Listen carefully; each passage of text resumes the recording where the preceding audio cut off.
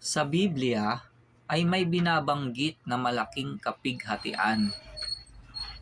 Yung isa ay nangyari na sa panahon pa ni Jose na anak ni Jacob, bago pa ang mga anak ni Israel ay makipamayan sa lupain ng Ehipto. Basa, Gawa 7:11 hanggang 14. Dumating nga ang kagutom sa buong Ehipto at sa Kanaan, at nagkaroon ng malaking kapighatian, at walang nasumpungang pagkain ang ating mga magulang. Datapwat nang marinig ni Jacob na may trigo sa Ehipto, ay sinugo niyang una ang ating mga magulang. At sa ikalaway napakilala si Jose sa kanyang mga kapatid, at nahayag kay Paraon ang lahi ni Jose. At nagsugo si Jose at pinaparoon sa kanya si Jacob na kanyang ama, at ang lahat niyang kamag-anakan na 75 tao. Yung isa namang malaking kapighatian ay nangyari na rin sa panahon ng Lumang Tipan, noong panahon ni Propeta Nehemias. Nangyari yon sa mga nalabi na naiwan sa pagkabihag sa lalawigan ng Huda, noong masakop ni Nabucodonosor na hari sa Babylonia ang Jerusalem. Basa, Ikalawang Hari 25:1 hanggang 3. At nangyari ng 9 na taon ng kanyang paghahari sa 10 buwan, ng 10 araw ng buwan, na si Nabucodonosor na hari sa Babylonia ay naparoon, siya at ang buo niyang hukbo, laban sa Jerusalem, at humantong laban doon, at nagsipagtayo sila ng mga kuta sa palibot laban doon. Sa gayoy nakubkob ang bayan hanggang sa 11 taon ng Haring Sedekias. Nang 9 na araw ng 4 na buwan, ang kagutom ay lumala sa bayan, na anupat walang tinapay sa bayan ng lupain. Nehemias 1:1 hanggang 3. Ang mga salita ni Nehemias na anak ni Hakalias.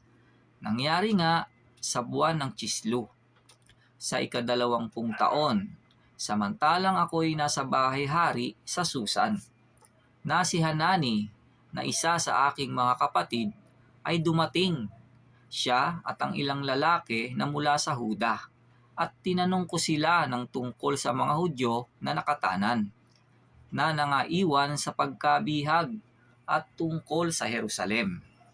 At sinabi nila sa akin, ang nalabi na naiwan sa pagkabihag doon sa lalawigan ay nasa malaking kapighatian at kakutyaan. Ang kuta naman sa Jerusalem ay nabagsak, at ang mga pintuang bayan ay nangasunog sa apoy. Tas yung isa pang banggit na malaking kapighatian ay nangyari naman yon sa panahon na ng Bagong Tipan, sa mga lingkod sa iglesia sa Tiatira, dahil nakiapid sila sa babaeng si Jezebel na nagpanggap na propetisa. Kaya ayun, dumanas tuloy sila ng malaking kapighatian. Maganda siguro yon, kasi yung mga gumanap na Jezebel sa pelikula ay magaganda eh. Basa, Apokalipsis 2:18 hanggang 22. At sa anghel ng iglesia sa Tiatira ay isulat mo, ang mga bagay na ito ay sinasabi ng anak ng Diyos, na may mga matang gaya ng ningas ng apoy, at ang kanyang mga paa ay gaya ng tansong binuli.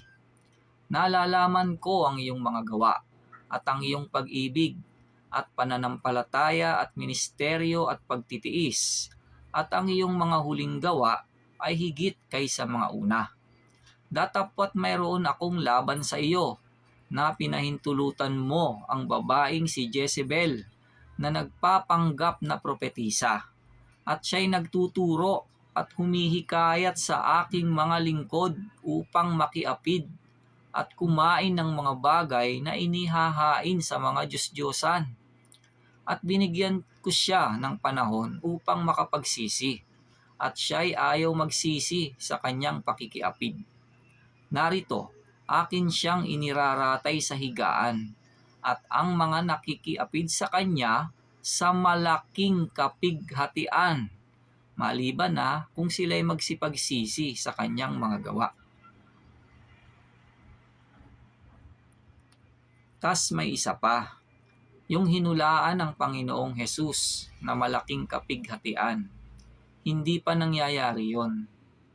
Mas matindi yon kaysa sa mga naunang malaking kapighatian.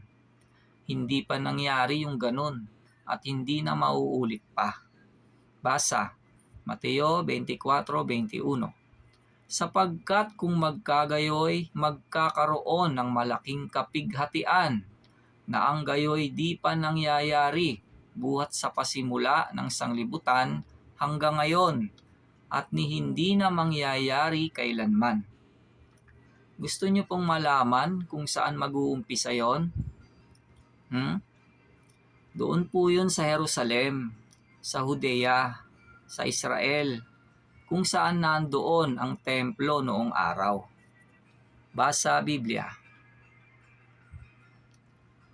Marcos 13:1 hanggang 5, 14 hanggang 17, 19.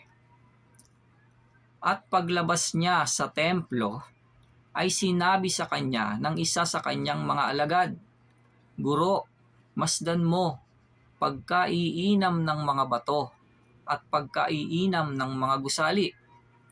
At sinabi ni Jesus sa kanya, Nakikita mo baga ang malalaking gusaling ito? Walang matitira ditong isang bato sa ibabaw ng kapwa bato na di ibabagsak. At samantalang siya'y nakaupo sa bundok ng mga olibo sa tapat ng templo, ay tinanong siya ng lihim ni Pedro at ni Santiago at ni Juan at ni Andres, Sabihin mo sa amin, kailan mangyayari ang mga bagay na ito? At ano ang magiging tanda pagka malapit ng maganap ang lahat ng mga bagay na ito? At si Jesus ay nagpasimulang magsabi sa kanila, Mag-ingat kayo na huwag kayong paligaw kanino mang tao.